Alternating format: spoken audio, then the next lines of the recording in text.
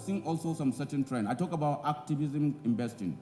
The BlackRock led by Frank, Vanguard Capital, State Street, they call it.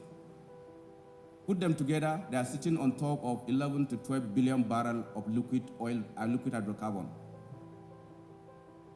And you know, they have investment capital in excess of $35 trillion.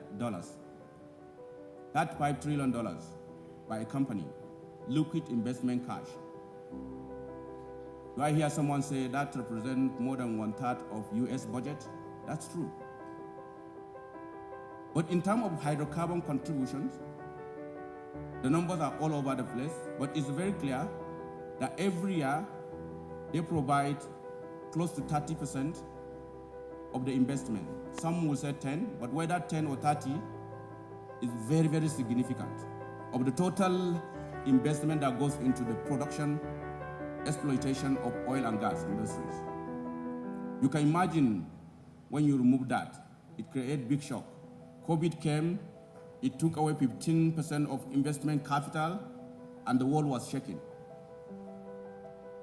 And they're using their position today to promote an idea that they want to have a clean energy, and therefore they are not going to provide investment capital to quote and unquote dirty hydrocarbon products.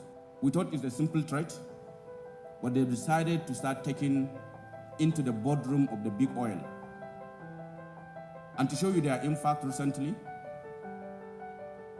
if you are looking at some of the trends that we see in the clips, Shell is discussing investing with Nigerians and Nigeria. On the surface, you think that is portfolio rationalization.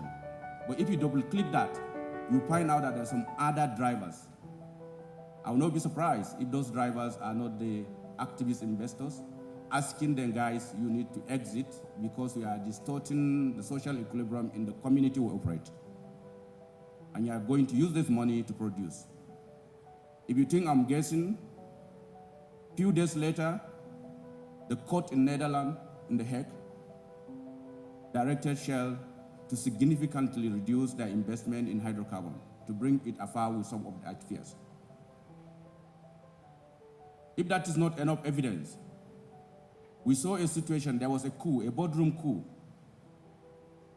where anti-fossil fuel find their ways into the boardroom as board members, 2 of them in one day, into once upon a time, the most capitalized company on earth, ExxonMobil. And when you have 2 board members in a company like ExxonMobil, you can imagine what it would take for anybody to convince you to send your capital in a direction that you don't want to do. We thought 2 were big enough. 2-3 days later, they got the 3rd one. And so today, in the board of ExxonMobil, we have 3 activist investors with little or no understanding of the oil and gas industry structure and how it works.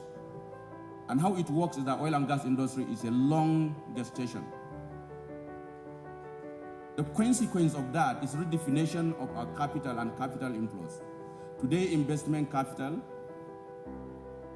has now become very, very selective and selective against oil and gas. But beyond that, the capital has become more and more impatient. There are no more patient capital anywhere.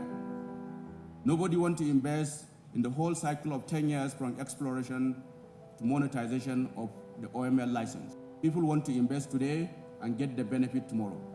So the impatient nature of capital and the selective nature of capital against hydrocarbon present a very compelling challenge for this industry. And of course, nothing. Ultimately, the combination of these, coupled with what we know about science and the need for energy transition, we've seen an accelerated push to migrate to low carbon intensive alternatives. Time will tell whether the decision that are being taken very hastily by some of these big oil is the right decision, or they were decisions that were being compelled just because of activism. I was talking to one of my senior colleagues yesterday, and he said, well, it's high time for someone to speak the truth. And we have heard severally, if nothing is done and this trend continues, guys, we should be ready for a $200 oil. Reason is simple. If you stop investment in the oil and gas, you can only produce what you have today. And what you have today, in many instances, in 5 years, it will start declining. That is if you are not already in the declining mode. Many in our Nigeria is in declining mode. So there's no fresh capital for either brownfield or greenfield investment. It means we cannot grow the production. If we don't grow the production, the consequence is that we're building a short supply scenario for tomorrow. Economic fundamental demand and supply will come to play. Short supply, higher price. And so this is the world. This is the world that we see today.